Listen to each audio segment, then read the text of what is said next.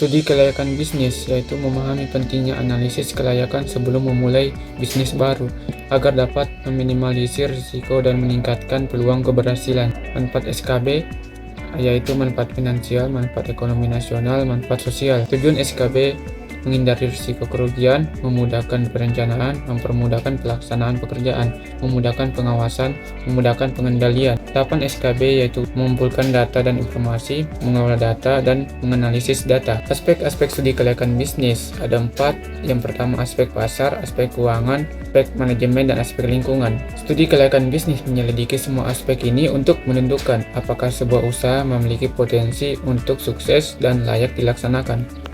Faktor penyebab kegagalan usaha yaitu faktor ekonomi, kesalahan manajemen, dan bencana alam. Fungsi dan etika bisnis terhadap perusahaan untuk menjalankan bisnis dengan seadil mungkin dan untuk mematuhi undang-undang yang berlaku.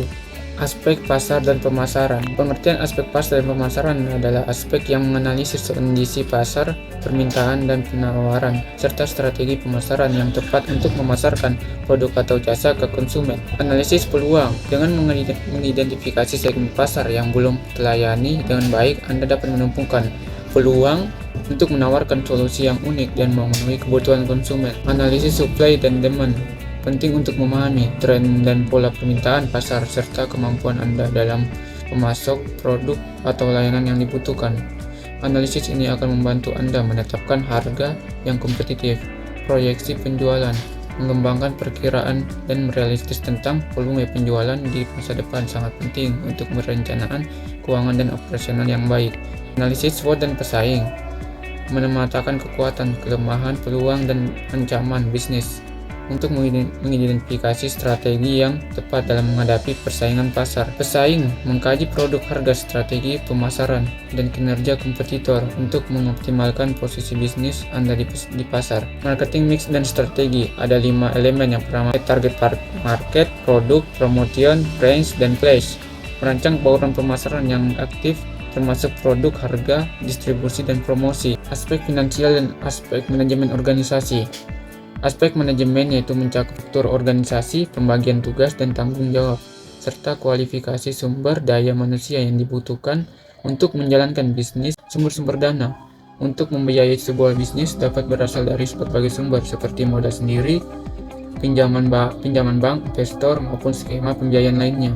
Biaya modal, biaya yang dikeluarkan untuk mendapatkan sumber pendanaan, baik itu dari modal sendiri maupun pinjaman. Initial dan operasional cash flow. Initial cash flow yaitu menghitung kebutuhan modal awal untuk memulai bisnis, termasuk investasi pada aset tetap, modal pekerja, dan biaya-biaya lainnya. Operasional cash flow memperkirakan arus kas operasional selama periode proyeksi, mencakup penerimaan dari penjualan dan pengeluaran untuk biaya operasional. Penilaian kelayakan investasi, melakukan analisis kelayakan investasi seperti payback period, net present value. Aspek sosial dan aspek ekonomi. Dalam studi kelayakan bisnis mencakup analisis dampak proyek terhadap kondisi sosial dan ekonomi masyarakat sekitar. Kondisi sosial ekonomi. Analisis aspek ini meliputi struktur demografi, tingkat pendapatan, tingkat pengangguran, dan indeks pembangunan manusia di wilayah yang terkena dampak. Pemanfaatan sumber daya lokal. Bisnis baru akan menggunakan sumber daya alam, tenaga kerja, dan bahan baku dari daerah setempat, mendorong keberlanjutan ekonomi lokal.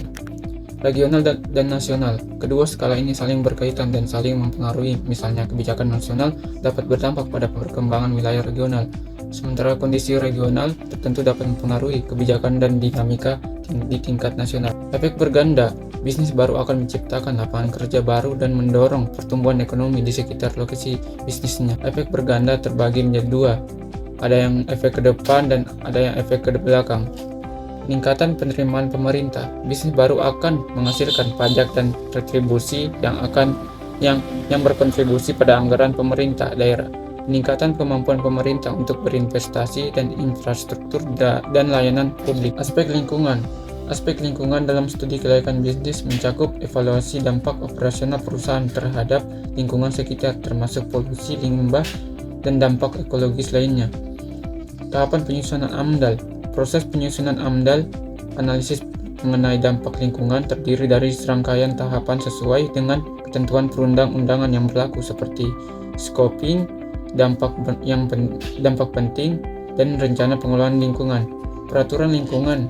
Kajian aspek lingkungan harus mematuhi peraturan undang-undang terkait lingkungan hidup yang berlaku di wilayah operasional bisnis untuk memastikan kepatuhan dan mitigasi dampak lingkungan yang memadai. Jenis-jenis AMDAL. Yang pertama, AMDAL proyek tunggal untuk usaha atau kegiatan yang diusulkan. Hanya satu jenis kegiatan. AMDAL kawasan untuk usaha kegiatan yang diusulkan dari berbagai kegiatan di mana AMDAL-nya menjadi kewenangan satu sektor yang membidangi. AMDAL terpadu multisektor. Kegiatan tersebut memiliki keterkaitan dalam perencanaan, pengelolaan, dan produksi dikelola oleh satu pemerkasa atau lebih.